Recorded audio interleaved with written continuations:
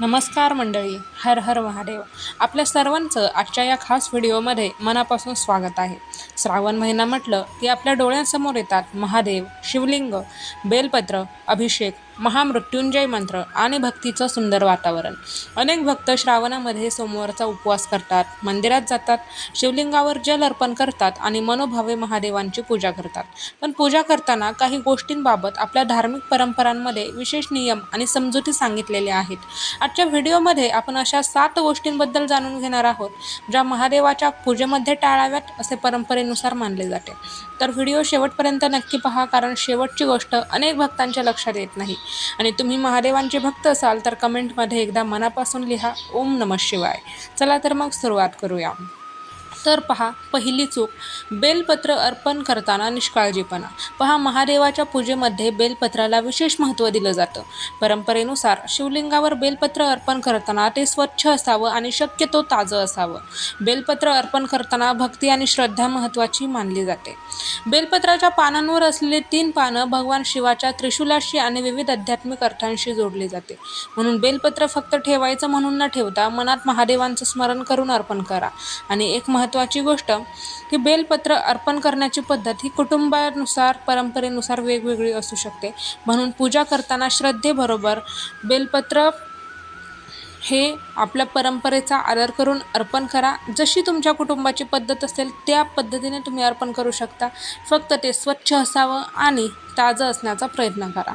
आणि भक्तिभावाने अर्पण करा, मनापासून अर्पण करा.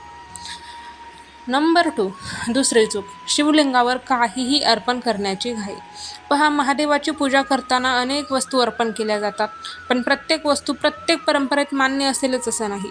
म्हणून सोशल मीडियावर किंवा एखादी गोष्ट पाहिली तर ती लगेच शिवलिंगावर अर्पण करावी असं करू नका. तुमच्या घरातील मोठ्या सदस्यांना, व्यक्तींना विचारा आणि मग तुम्ही त्या पद्धतीने पूजा करू शकता. तुमच्या मंदिरातील परंपरा, घरातील पूजा पद्धत आणि विश्वसनीय धार्मिक मार्गदर्शन याचा आधार घ्या. विशेषतः मंदिरामध्ये पूजा करत असाल तर त्या मंदिराचे नियम पाळणे महत्त्वाचे आहे. कारण भक्ती म्हणजे जास्त वस्तू अर्पण करणं नाही. भक्ती म्हणजे मनापासून केलेलं स्मरण. तुमच्याकडे मोठी पूजा करण्यासाठी खूप साहित्य नसलं तरी चिंता करू नका. स्वच्छ मनाने महादेवांचं नामस्मरण करणंही भक्तीसाठी महत्त्वाचं आहे. नंबर 3, तिसरी चूक, पूजा करताना मन दुसरीकडे असणे. ही चूक बाहेरून दिसत नाही, पण पूजेच्या वेळी मन एकाग्र असणं खूप महत्त्वाचं आहे. आपण देवासमोर बसतो, पूजा सुरू करतो आणि त्याच वेळी मोबाईल पाहतो, फोनवर बोलतो किंवा इतर गोष्टींचा विचार करत राहतो. यामुळे पूजा यांत्रिक बनते. म्हणून महादेवांची पूजा करताना काही मिनिटांसाठी मोबाईल बाजूला ठेवा. शांत बसा, डोळे बंद करा आणि मनात एकच मंत्र म्हणा, ओम नमः शिवाय. 5 मिनिटं असतील तरी चालतील, 10 मिनिटं असतील तरी चालतील, पण त्या मिनिटांमध्ये मनापासून महादेवांचं स्मरण करणं गरजेचं आहे. चौथी चूक, शिवलिंगाची पूजा करताना मंदिराचे नियम न पाळणे. आपल्या देशात वेगवेगळ्या भागांमध्ये शिवपूजेच्या वेगवेगळ्या परंपरा आहेत. काही मंदिरांमध्ये भक्तांना शिवलिंगाला थेट स्पर्श करण्याची परवानगी नसते, तर काही ठिकाणी असते. काही मंदिरांमध्ये अभिषेकासाठी विशिष्ट पद्धत असते. त्यामुळे मंदिरात गेल्यावर तिथले नियम पाळणं अत्यंत महत्त्वाचं आहे. मी भक्त आहे म्हणून मला काहीही करण्याची मुभा आहे असा विचार करू नका. उलट खरी भक्ती म्हणजे मंदिराचा आणि तेथील परंपरेचा आदर करणं. शिवलिंगावर पाणी किंवा इतर पूजा साहित्य अर्पण करताना शिवमंदिरातील सेवेकरी आणि पुजारी यांनी सांगितलेली पद्धत पाळा. नंबर 5, पाचवी चूक, दुसऱ्या भक्तांच्या श्रद्धेची चेष्टा करणे. ही गोष्ट खूप महत्त्वाची आहे. आपली पूजा जशी आहे तशीच दुसऱ्या व्यक्तीची पूजा असेलच असं नाही. कोणी उपवास करत असेल, कोणी फक्त नामस्मरण करत असेल, कोणी मंदिरात जात असेल, तर कोणी घरी शांतपणे महादेवांची पूजा करत असेल. प्रत्येकाची श्रद्धा आणि परिस्थिती वेगळी असते. म्हणून दुसऱ्यांच्या भक्तीची चेष्टा करू नका. महादेवांच्या भक्तीमध्ये नम्रतेला मोठं स्थान आहे असं आपल्या धार्मिक परंपरांमध्ये मानलं जातं. म्हणून पूजा करून बाहेरून आल्यानंतर कोणाचा अपमान करणं, कोणाची निंदा करणं किंवा अहंकार करणं टाळा. आणि मनापासून महादेवांची सेवा करा, नामस्मरण करा. जी सेवा तुम्हाला करता येईल ती करा, पण मनापासून करा भक्तांनो. कारण महादेवांना भोळा भाव हा जास्त प्रिय आहे. त्यामुळे मनापासून उपवास करा, मनापासून उपासना करा.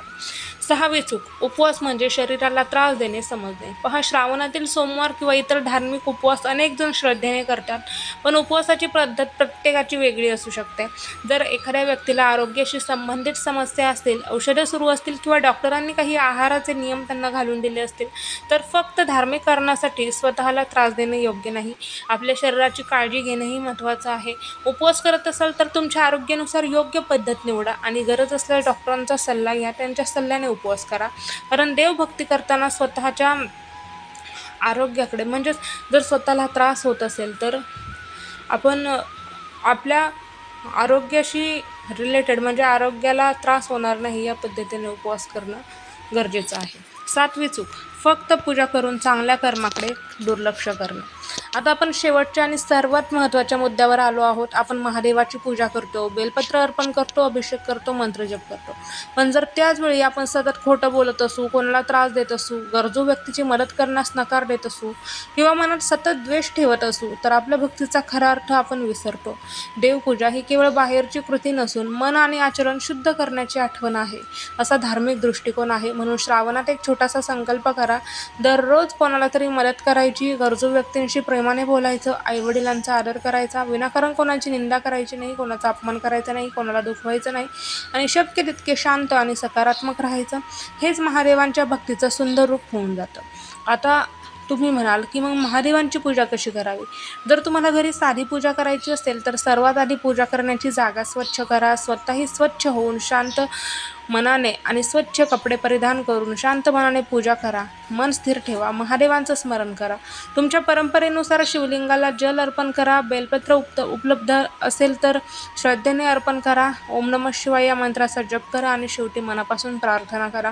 तुमची प्रार्थना मोठी असण्याची गरज नाही. तुमच्या मनातलं महादेवांना सांगा. कुटुंबासाठी सुख शांती मागा, स्वतःसाठी सद्बुद्धी मागा आणि कठीण परिस्थितीत योग्य मार्ग दाखवण्याची प्रार्थना करा.